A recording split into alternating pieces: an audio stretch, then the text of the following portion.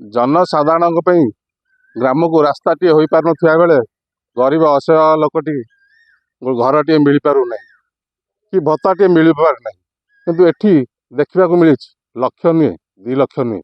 10 लक्ष टंकार गृह नाम घोटाला आपण मानू देखा चाहिए। आज जो जगार आम जो उपस्थित अच्छु ये हूँ से कटक जिला बांकी सरंडा अंशुपा ये हूँ से मुख्यमंत्री सहायता कैमेरा मान कहे देखेबे मुख्यमंत्री सहायता योजना अंशुपा कला साहित्य संसद सभागृह निर्माण सरंडा ठारे होईची। आर्थिक वर्ष 2023-24 मात्र 2 वर्ष तलर यार आकलित मूल्य हूँ 10 लक्ष टंका कार्यनिर्वाह आप देखिपे ये हूँ से बोर्ड मरा जो बोर्ड की पूर्व सरकार रे ये हूँ जनसाधारण पैसा राज्य सरकार पैसा निर्मित घर आपण को से घर पाक आज नेबी देखी से घर कि परिपक्व अवस्था पड़ी रही निशाड़ी जुआरींगर कार्यस्थली पलटि आसतु आपण से जगह मुंड को जा देखा ता सामने आपण देखा दृश्य चाहूँ से घर दृश्य ये देखूँ से घर बर्तमान देखुं आम बर्तमान से घर पाखक जा चलतु से घर पाक आम जा से घर पाक पहुँचा ये हूँ से स्थान आपण मैंने देखिपे अंशुपा कला साहित्य संसद शरणागढ़ सुवर्णपुर जो निर्मित होता है घर आप देखा चाहिए ये घर अवस्था आप देखिकी जापे ये 2 वर्ष तले घर बर्तमान अवस्था देखुं निशाड़ी ये पलटि ये सापटू सरीसृप पर्यटन समस्त यातायात ये चली ये हूँ से स्थान आप सीधा सड़क आलोचना करा पाखे किसी अच्छा स्थानीय बासिंदा आलोचना करवा भाई टी परिचय देवा एमपी नोमिनी जयंत बेउरा बांकी ब्लॉक कौन कहे आपण अंचल जो घर निर्माण कराई यार उद्देश्य कौन थिला कार्यक्रम हो पार देखु आज्ञा ये खजुरी गछर कि गुण गाई मूलरू पाहाच पाहाच ये घर कार्य होती मुख्यमंत्री स्वतंत्र सहायतार 10 लक्ष टंकार बजेट रे घर हो 2 वर्ष 2023-24 आर्थिक वर्ष रे कार्य समापन एवं कार्य तो जहाँ निम्नमान ये ताला चाबी क्या पाखे अच्छी ये बोधे कौन डिपार्टमेंट वाला जानी ना आ बांकी प्रशासन जहाँ टिके माने निगाह करुले एबे पूरा स्थाणु पलटि जाइए बीडीओ महोदय जमा किसी बुझुना कि जानूना तेणु एटी गोटे घर एते टंकार कार्यक्षम करागला एते पैसा करागला 10 लक्ष टंकार काम कर दिगला कला साहित्य संस्कृति आमे ओडिया अस्मितार कथा कहतलु ये भी ओडिया अस्मितार जीव एटी कला साहित्य संस्कृति पाई किसी व्यवस्था करी पिला मानकु आनिकी जदि एटी करा जांता हो तो सरंडागढ़ किसी उपकृत होता सरंडागढ़ आउ किसी ना आगु जाता किंतु ए कथा करिवार नहीं ये मौन व्रत करजंती वीडियो महोदय बोधे ये किसी जानू नाहांती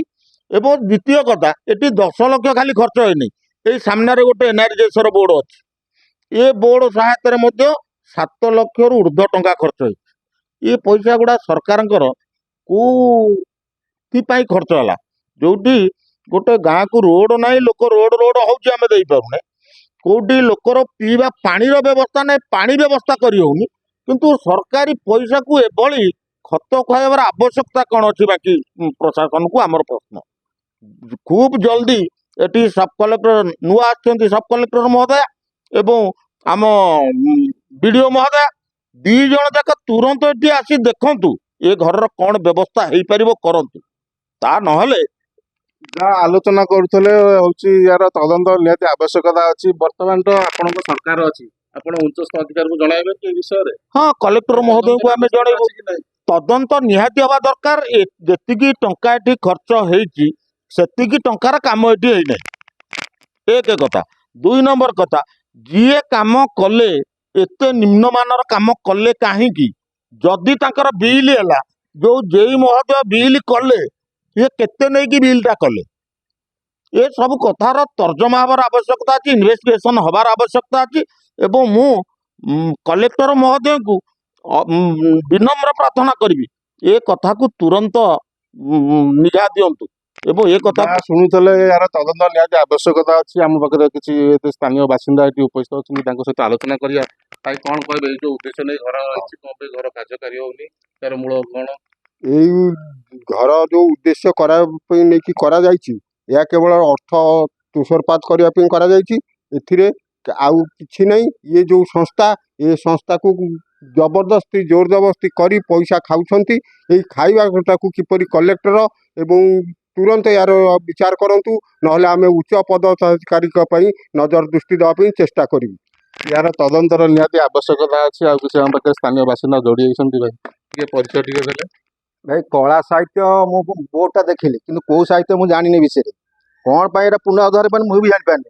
କିଏ ଏମିତି କରିଛି, କଣ ପାଇଁ କରିଛି? ଏତେ ଜଙ୍ଗଲ ହେଇଯାଇଛି, ସାପ ସୁପା, ଘର ଚାବି କାହା ପାଖରେ, ଇଏ କଣ ପାଇଁ ଏଟେ ଘରଟା ହେଇଛି ମୁଁ ବି ଜାଣିନି। କିନ୍ତୁ ୟାର ଗୋଟେ ତଦନ୍ତ ହଉ। ମୁଁ ବି ସବ୍ କୋର୍ଟକୁ ଅନୁରୋଧ କରୁଛି, ମ୍ୟାଡାମ କହୁଛି କି ବିଡିଓ ମ୍ୟାଡାମ କହୁଛି, ୟାର ଗୋଟେ ତଦନ୍ତ କରାଯାଉ। ଏ କାହିଁକି ଏ ଅବସ୍ଥାରେ ପଡିଛି? ଏ ଅଂଶୁପାର ଡେଭଲପମେଣ୍ଟ ଏରିଆ ଭିତରେ ଏ ଘରଟା କାହିଁ ପଡିଛି? ଏ ଘରଟା କଣ ପାଇଁ ହେଇଥିଲା? କିଏ ତାକୁ କରିଛି? କୋଉ ଉଦ୍ଦେଶ୍ୟରେ କରିଛି ତାକୁ? ତାର ତଦନ୍ତ ହଉ।